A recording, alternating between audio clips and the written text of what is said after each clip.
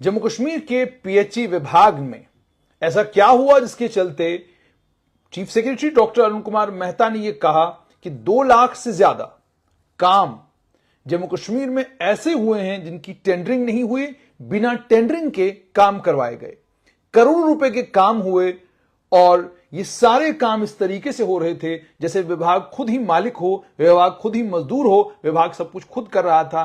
कोई टेंडरिंग नहीं हो रही थी, कोई ट्रांसपेरेंसी नहीं थी, कोई अकाउंटेबिलिटी नहीं थी। अब इसी का जीता जागता सबूत, कोई अलिफ लैला की कहानी नहीं, कोई लैला मजनू का किस्सा नहीं, बल्कि टोटल हकाइक पर मबनी कि किस तरीके से पीएचई डिपार्टमेंट में लूट और खसूट का सिलसिला चला और उस लूट और खसूट के चलते पीएचई डिपार्टमेंट में तबाही और बर्बादी कैसे लाई डिपार्टमेंट के ही कुछ इंपॉर्टेंट लोगों ने।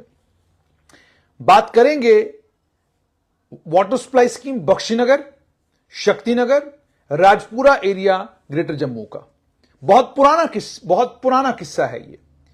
इस किस्से में जो काम करने थे, इसमें काम थे 3 ट्यूबवेल, जिसमें एक म्युनिसिपल पार्क तालाब तिल्लो में ट्यूबवेल बनाना था, एक बोड़ी में, एक वुमेन्स पॉलिटेक्निक शक्तिनगर में। उसके अलावा एक 8 डाया की रेजिंग मैन डालनी थी ट्यूबवेल से सीपी स्टेशन तक और इसकी लंबाई लगभग 1.5 किलोमीटर के करीब थी। किया क्या गया? 2 ट्यूबवेल बोड़ी और म्युनिसिपल पार्क तालाब तिल्लो में बनाए गए, एक ट्यूबवेल कल्नल कॉलोनी में जाकर जो है वो ड्रिल किया गया और वुमेन्स पॉलिटेक्निक शक्तिनगर में जो ट्यूबवेल बनना चाहिए था वो ट्यूबवेल बना जाकर कल्नल कॉलोनी में। उसके बाद वाटर सप्लाई समाधियां गुजरनगर वजारत रोड, वहां पर वाटर सप्लाई स्कीम को ऑगमेंट करना था। इसमें 12th डाया रेजिंग मैन जो है उसकी लेइंग करनी थी, वो डालनी थी। ठीक है, दिखाया यह गया कि 10th डाया जो है वो ले की गई है और कंप्लीट की गई है, जबकि 12th डाया डालनी थी, लेकिन 10th डाया डालकर यह काम भी मुकम्मल कर दिया गया। उसके बाद बरनई, बनतलाब, केरन, चिनोर, इन 4 इलाकों में पानी लोगों को तक पहुंचाना था। 2 लाख गैलन का एक सम्प टैंक बनना था और आपको जानकर हैरानी होगी कि 2 लाख गैलन की जगह 1 लाख गैलन का सम्प टैंक बरनई में मुकम्मल किया गया। अब बताइए, 1 लाख गैलन कम, ये बेईमानी जो की, ये बेईमानी जाहिर सी बात है इंजीनियरिंग विभाग के लोगों ने की। और ये हुआ किस दौर में? ये हुआ उस दौर में जिस दौर में जम्मू कश्मीर गुलशन गुलफाम था। उसके बाद वाटर सप्लाई ट्रांसपोर्ट नगर भटिंडी और उसके इलाकों की उसे ऑगमेंट करना था, उसे इंप्रूव करना था। तैयारी यह की गई कि 2 ट्यूबवेल सिंक किए जाएंगे, बोरिया और एलाइड वर्क्स, ये तय किया गया। लेकिन मट्टू कॉलोनी, डीली, छन्नी हिम्मत, सेक्टर 7, इस पर 23.20 लाख रुपया खर्च किया गया और 3 ट्यूबवेल वहां पर बनाए गए। ये तीनों ट्यूबवेल प्रोजेक्ट का हिस्सा नहीं थे और ये तीनों ट्यूबवेल जो है वो एग्जीक्यूट किए गए। उसके बाद वाटर सप्लाई स्कीम बेलीचराना, इसमें लगभग 0.50 लाख गैलन के करीब का कोई सम्प टैंक बनाना था। लेकिन किया क्या गया?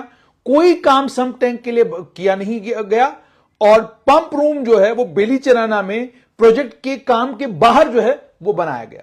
ये सब कुछ जम्मू कश्मीर में हुआ है। और ये क्यों बनाया गया, इसके पीछे मकसद क्या था, ये वो इंजीनियर साहिबान बताएंगे जिन इंजीनियर साहिबान की उस वक्त ये जिम्मेवारी थी, जिनको ये सारे काम करने के लिए दिए गए थे। ये सब पुराना है, कई इंजीनियरों को ये कहानियां याद भी आ रही होंगी। उसके बाद अजीतनगर, डिगियाना, जम्मू में पानी की सप्लाई को लेकर, पानी की सप्लाई वहां पर देनी थी, वहां पर भी एक 0.50 लाख गैलन का सम्प टैंक अजीतनगर में बनाना था, पंप रूम, ट्यूबवेल बिल्डिंग, ये सब कुछ बनाना था। लेकिन जहां तक इस पूरे इलाके का ताल्लुक है, 17.31 लाख के करीब पैसा उसके ऊपर खर्च किया गया। हालांकि वो प्रोजेक्ट का हिस्सा ही नहीं था, प्रोजेक्ट का हिस्सा होने के बावजूद उस पर लाखों रुपया जो है वो खर्च किया गया। उसके बाद इसी तरीके से 8 ट्यूबवेल जो है मुट्ठी एरिया में ड्रिल करने थे, 2 ट्यूबवेल जो है वो ड्रिल किए गए। उसके अलावा 5 ट्यूबवेल बंडूरख, सैनिक कॉलोनी और डीली के इलाकों में करने थे। इसमें भी बेसिकली काम नहीं किया गया, इसमें भी बेईमानी की गई। 4 ट्यूबवेल शक्तिनगर, भगवती नगर, पीरखो और निटको लेन, 4 जगहों पर ट्यूबवेल जो है ड्रिल करने थे। शक्तिनगर में फेज 1 में ड्रिल प्रपोज किया गया। उसके बाद इसी तरीके से निटको लेन और बाकी इलाकों में भी इसी तरीके से अलग अलग सिलसिले बनाए गए, अलग अलग कहानियां और अलग अलग किस्से किए गए। उसके बाद जब 2001 की बात कर रहा हूं मैं, 2001, 2002, 2002, 2003, 2003, 2004, अब ये वो साल हैं जिन सालों में जम्मू कश्मीर में पहले वो हुकूमत थी जिस हुकूमत के दौर में तो ना कभी करप्शन हुआ, ना कभी बेईमानी हुई, ना कभी चोरी हुई, और उसके बाद हीलिंग टच वाली हुकूमत थी। इन दोनों हुकूमतों में करप्शन पर मुकम्मल तौर पर रोकथाम थी, लेकिन उसके बावजूद चीफ इंजीनियर जम्मू 2000-2001 में 50.96 लाख के करीब करीब एलोकेट होता है उनको, और वो पूरा 50.96 लाख का एक्सपेंडिचर करते हैं। एक्सीएन 44.96 लाख, 44.97 लाख पूरा मुकम्मल जो है एक्सपेंडिचर होता है। यानी जितना पैसा उनके पास आता है वो सारा पैसा खर्च हो रहा है, मगर स्कीमें मुकम्मल नहीं हो रही हैं। ये तो एक कहानी हुई। उसके बाद थोड़ा सा और आगे बढ़ते हैं और आपको दूसरी कहानी सुनाते हैं। कहानी है साल 2003-2004, एक काम शुरू हुआ आवनीरा में। आवनीरा में काम शुरू हुआ, और काम किस चीज का शुरू हुआ ये भी आपको बताते हैं। 30 स्कीमें थी जिन 30 स्कीमों में काम होना था, और ये 30 की 30 स्कीमें मुकम्मल होनी थी 2000, 2001 और 2006, 2007 के बीच में, यानी हीलिंग टच और नो करप्शन के दौर में, नो करप्शन के वक्त में। यहां पर लगभग कोई 7 स्कीमें थी। 7 स्कीमों में से एक भी स्कीम मुकम्मल नहीं हुई।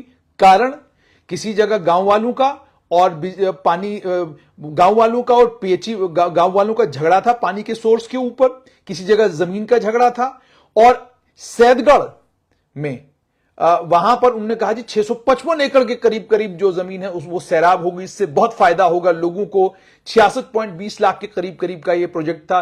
40.19 लाख रुपए इस प्रोजेक्ट पर खर्च भी कर दिया गया मार्च 2007 तक, और उसके बाद पता चला कि जी वाटर सोर्स ही जो है वो सफिशिएंट नहीं है, और काम अधूरा छोड़कर जो है काम अधूरा छोड़ दिया गया। उसके बाद सोहांजना में 2000 कहा गया 265 एकड़ के करीब करीब पानी जो है वो सैराब करेगा। उसके बाद जो है लिंक चैनल के ऊपर डिस्प्यूट हुआ, और साथ में प्रोक्यूरमेंट मशीनरी वक्त पर नहीं आई, लेकिन उसके बावजूद 1.05 करोड़ रुपए में से 96 लाख रुपए का खर्चा जो है वो कर दिया गया था इसके ऊपर। सिविल वर्क्स कंप्लीट नहीं हुए कोठे सैनी में, लेकिन 55.11 लाख के करीब करीब रिवाइज कॉस्ट थी। 56 लाख रुपए इसके ऊपर खर्च हो गया, लेकिन सिविल वर्क्स मुकम्मल नहीं हुए।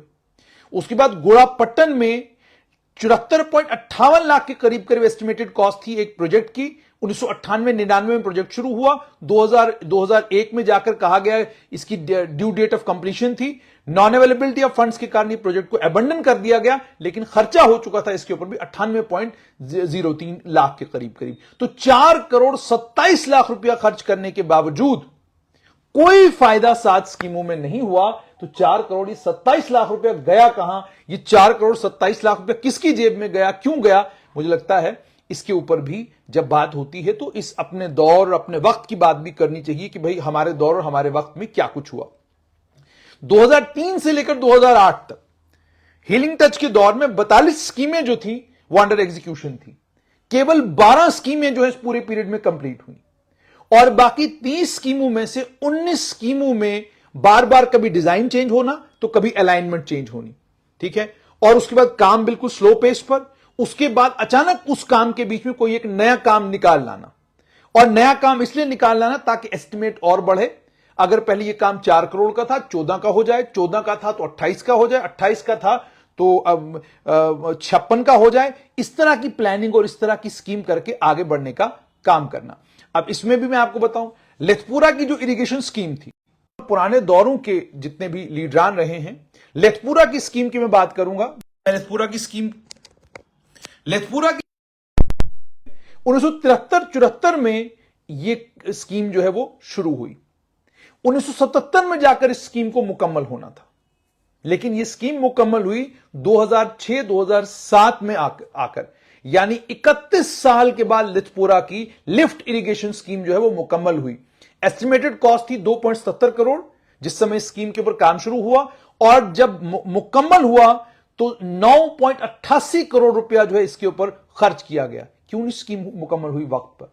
1973-74 में यह स्कीम के ऊपर काम शुरू हुआ, यानी शेख मोहम्मद अब्दुल्ला जब जेल में थे तब इस स्कीम पर काम शुरू हुआ, और मुकम्मल जाकर स्कीम हुई है मुफ्ती मोहम्मद सैयद के वक्त में भी नहीं बल्कि गुलाम नबी आजाद के वक्त में। पालपुरा की स्कीम की बात करूंगा, 2001-2 में यह स्कीम शुरू हुई, 2005-6 में यह स्कीम क्लोज हुई। 25 लाख रुपया इसके ऊपर खर्च था, 25 लाख रुपया इसके ऊपर लगना था, 10 लाख रुपया लगा, एक साल का वक्त इस पर जाया हुआ।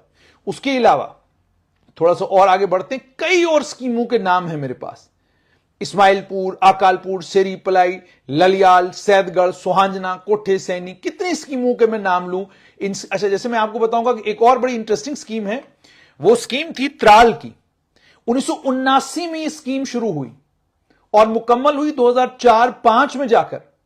10.60 करोड़ के करीब करीब इसके ऊपर खर्चा था, 41.99 करोड़ रुपया इसके ऊपर लगाया गया, और 20 साल के बाद जाकर 26 साल के बाद जाकर यह स्कीम मुकम्मल हुई। 39.99 करोड़ के करीब करीब जो है उसके ऊपर खर्चा हुआ, और 33 करोड़ के करीब करीब जो है कॉस्ट ओवररन हुआ। 26 साल के बाद इस जाकर स्कीम मुकम्मल हुई।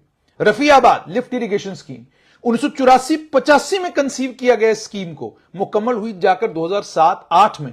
इस स्कीम को 10.60 करोड़ रुपए में मुकम्मल करना था, 41.99 करोड़ रुपया इस स्कीम के ऊपर लगा। 20 साल के बाद यह स्कीम मुकम्मल की गई।